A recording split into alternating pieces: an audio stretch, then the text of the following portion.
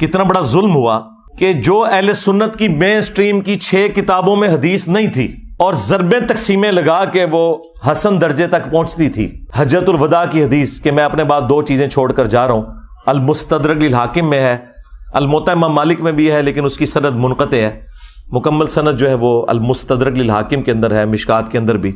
2 چیزیں چھوڑ کے جا رہا ہوں کہ جنہیں مضبوطی سے پکڑ لوگے کبھی گمراہ نہیں ہوگے، ایک اللہ کی کتاب اور دوسرے اس کے نبی کی سنت صلی اللہ علیہ وآلہ وسلم. اب یہ حدیث ہماری یہ 6 مین کتابیں جو ایگریڈ اپان ہے، کتب 6 بخاری اور مسلم صحیحین اور 4 کتابیں سنن اربع کی، ترمذی، ابو داؤد، نسائی، ابن ماجہ، ان میں یہ روایت ہی نہیں تھی. وہ تو بچے کو رٹا دی گئی. اور جو روایت صحیح مسلم کے اندر تھی، اوپر تلے 4 احادیث غدیر خم کی، وہ ہمارے علماء کو بھی نہیں پتا تھی. میرے دنیا میں چھوڑے جانے سے پہلے کتنے علماء ہیں جنہوں نے کبھی یہ روایت اہل سنت کے پلیٹ فارم سے بیان کی؟ اکا دکا لوگوں نے. ڈاکٹر طاہر القادری صاحب یا ہمارے استاد مولانا اسحاق صاحب رحمہ اللہ تعالی. باقی تو سارے کے سارے لوگ جو ہیں وہ قرآن و سنت لے کے چلے، اور وہ بھی وہ روایت جو ان 6 کتابوں میں بھی نہیں تھی، جو 6 کتابوں میں مسلم شریف کے اندر تھی، صحیحین ٹاپ کی 2 کتابوں میں، اوپر تلے 4 احادیث غدیر خم کی، 6225 سے لے کر 6228 تک.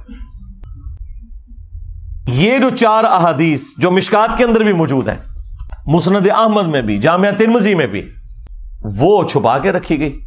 اور یہ جو خطبہ غدیر کا ہے، یہ نبی صلی اللہ علیہ وآلہ وسلم کے حجۃ الوداع کے بعد کا خطبہ ہے. یہ اسے بھی سپرسیڈ کرنے والا ہے. اور آپ علیہ السلام کی وفات سے چند مہینے پہلے جب آپ حج کر کے مکے سے مدینے کی طرف واپس آ رہے تھے تو راستے میں پانی کے لیے خم نامی گاؤں پہ پڑاؤ کیا 18 ذوالحجہ 10 ہجری کو. اور نبی صلی اللہ علیہ وآلہ وسلم کے لیے اونٹ کے پالان کا ممبر بنایا گیا. اور زید ابن ارقم روایت کرتے ہیں جب چند تابعین ان کو ملنے آئے کہ بھئی آپ نے تو نبی الاسلام کے ساتھ اتنا وقت گزارا ہے، اتنی نمازیں پڑھی ہیں، تو کوئی بات جو خاص بات رسول اللہ کی نصیحت آپ کو یاد ہو. تو انہوں نے کہا پھر سنو. چونکہ بنو امیہ کا دور تھا اور سیدنا علی کے اوپر ممبروں سے سب و شتم کا سلسلہ جاری تھا، تو انہوں نے ڈھونڈ کے غدیر خم کی حدیث سنائی. انہوں نے کہا کہ اگر میں کوئی چیزیں سکپ کر دوں تو یہ سمجھ لینا میرا بڑھاپا ہے. البتہ مجھے یہ ایک نصیحت یاد ہے کہ نبی الاسلام نے غدیر خم کے موقع پر اپنی وفات سے چند مہینے پہلے ایک خطبہ دیا، انتہائی بلیغ خطبہ.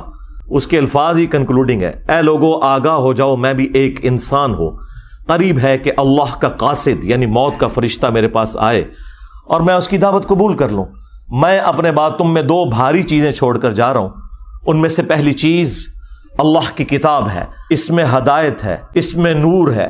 یہ اللہ کی رسی ہے جو قرآن میں ہے نا، وَاعْتَصِمُوا بِحَبْلِ اللَّهِ جَمِيعًا وَلَا تَفَرَّقُوا. تم سب کے سب مل کر اللہ کی رسی کو مضبوطی سے پکڑ لو اور فرقوں میں مت بٹو.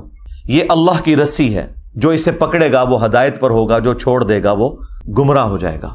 اور پھر نبی علیہ السلام ترغیب دلاتے رہے: اللہ کی کتاب، اللہ کی کتاب، اللہ کی کتاب. اور پھر فرمایا دوسری بھاری چیز میرے اہل البیت ہیں. میں اپنے اہل البیت کے معاملے میں تمہیں اللہ کا خوف دلاتا ہوں. میں اپنے اہل البیت کے معاملے میں تمہیں اللہ کا خوف دلاتا ہوں. میں اپنے اہل البیت کے معاملے میں تمہیں اللہ کا خوف دلاتا ہوں. 3 دفعہ فرمایا. لیکن امت بالکل الٹ چلی، نہ قرآن کو پکڑا عقیدوں کے لیے اور نہ اہل البیت کو زندہ چھوڑا.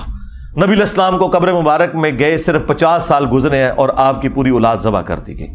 تو آپ سمجھتے ہیں کہ یہ کربلا بھلا دی جائے گی؟ نہیں، کربلا قیامت تک آپ کو ہانٹ کرے گی.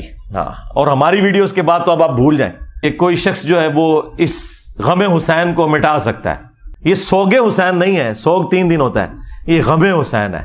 یہ اسی طریقے سے جاری رہنا ہے. غم حمزہ نہیں ختم ہوا. صحیح بخاری میں حدیث ہے، فتح مکہ کے موقع پر حضرت بلال حبشی نے لا کر پیش کر دیا واشی کو حضور کے سامنے کہ چلیں جہاں باقیوں کی معافی ہو رہی ہے اس کی بھی ہو جائے. آپ علیہ السلام نے نگاہ اٹھا کے دیکھا، واشی جی یا رسول اللہ. قاتل حمزہ جی یا رسول اللہ. واشی تیرا اسلام قبول ہے لیکن کیا تو ایسا کر سکتا ہے کہ تو مجھے اپنی شکل نہ دکھانا. پوری زندگی پھر واشی نے نبی علیہ السلام کا سامنا نہیں کیا. مسلمان صحابی اور شخصیت کون ہے؟ حریص علیکم بالمؤمنین رؤوف الرحیم. مومنین پر ان کی جانوں سے بڑھ کر حق رکھتے ہیں، ان کی جانوں سے بڑھ کر ان کے لیے حریص ہیں. کسی نے نہیں کہا کہ یا رسول اللہ یہ تو اسلام لے آئے ہیں تو آپ اپنے دل میں ان کا بغض کیوں رکھ رہے ہیں؟ ہمیں لوگ کہتے ہیں نا جی بغض ہے جی آپ کے دل کے اندر. صرف یہ کہ چچا کا غم بھلایا نہیں گیا. چچا بھی کوئی عام چچا تو نہیں تھا، وہ دور شریک بھائی بھی تھا، دین کا مجاہد تھا، بدر اور احد کے اندر آرمی چیف تھا نبی الاسلام کی فوج کا. تو کسی نے نہیں کہا یا رسول اللہ حمزہ کو تو شہید ہوئے 8 سال ہو چکے، سوگ تو 3 دن ہوتا ہے. کہاں 3 ہجری کے اندر احد ہوئی، 5 سال ہو چکے تھے آلموسٹ اس وقت تک، اور 8 ہجری کے اندر فتح مکہ. 5 سال پرانی بات آپ نے آج تک سنبھال کے رکھی ہوئی ہے. ان کو پتا تھا. مجھے بتائیں کیا انسان کو اپنے چچا کے ساتھ زیادہ محبت ہوتی ہے یا اپنی اولاد کے ساتھ؟ اولاد کے ساتھ. پھر اولاد بھی وہ اولاد کہ بخاری میں حدیث موجود ہے، ابو داؤد کے اندر موجود ہے کہ نبی علیہ السلام اللہ کے حضور عرض کرتے کہ اے اللہ، ابراہیم علیہ السلام اپنے 2 بیٹوں اسحاق اور اسماعیل کو جن کلمات کے ذریعے تیری پناہ میں دیتے تھے، میں اپنے 2 بیٹوں حسن و حسین کو انہی کلمات کے ذریعے تیری پناہ میں دیتا ہوں. اعیذکما بکلمات اللہ التامہ من کل شیطان وہامہ ومن کل عین لامہ. دیکھیں ابراہیم کے بیٹے اسماعیل اور اسحاق اور نبی علیہ السلام کے بیٹے حسن و حسین علیہم السلام اجمعین. یعنی آپ ذرا لیول دیکھیں کمپیریزن کا. تو نبی علیہ السلام نے فرمایا کہ میں اپنے اہل البیت کے معاملے میں تمہیں اللہ کا خوف دلاتا ہوں. اور یہی حدیث جو مسلم شریف کے اندر موجود ہے، اس کا ایک طریق جو ہے وہ مسند احمد کے اندر بھی ہے. اس میں پھر یہاں تک الفاظ ہیں کہ نبی علیہ السلام نے اپنے حق ولایت کا ذکر کیا. النبی اولا بالمؤمنین من انفسہم وازواجہ امہاتہم. نبی مومنین کی جانوں سے بڑھ کر ان پر حق رکھتے ہیں، اور نبی کی بیویاں امت کی مائیں ہیں. یہ آیت کوٹ کر کے آپ نے فرمایا کہ کیا میرا حق ولایت تم تسلیم کرتے ہو اپنے اوپر؟ یعنی میں تمہاری جانوں سے بڑھ کر تم پر حق رکھتا ہوں. تو سب نے کہا بلا یا رسول اللہ. تو پھر آپ علیہ السلام نے مولا علی کا ہاتھ پکڑا اور یوں فضا میں بلند کیا صحابہ کے درمیان، من کنت مولاہ فہذا علی مولاہ.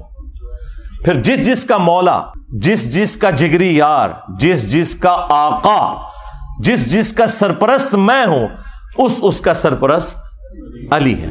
اور پھر اسی حالت میں کہا کہ اے اللہ اس سے محبت رکھ جو علی سے محبت رکھے، اس سے دشمنی رکھ جو علی سے دشمنی رکھے. اور اس کی اصل تو اس حدیث میں بھی موجود ہے جو مسلم شریف میں ہے کہ علی سے محبت نہیں رکھے گا مگر مومن، علی سے بغض نہیں رکھے گا مگر منافق. اور بڑے رقت انگیز الفاظ ہیں. مولا علی نے خود روایت کی حدیث. وہ کہتے ہیں کہ اس ذات کی قسم کہ جس نے دانے کو پھاڑ کر کھیتیوں کو اگایا اور مخلوقات کو پیدا کیا، نبی امی نے مجھ سے یہ عہد لیا تھا کہ اے علی صرف مومن ہی تجھ سے محبت رکھے گا اور صرف منافق ہی تجھ سے بغض رکھے گا. وَلِعَوْذُ بِاللَّهِ تَعَالَى. تو اب یہ آپ دیکھ لیں، یہ وہ چیزیں تھیں جو پھر بھلا دی گئیں، اور اس کا رزلٹ آج سنی شیعہ کنفلکٹ، قتل و غارت کی شکل میں، دشمنی کی شکل میں، ایک دوسرے کو کافر کہنے اور گمراہ کہنے اور جہنمی کہنے کی شکل میں ہمارے سامنے آ چکا ہے.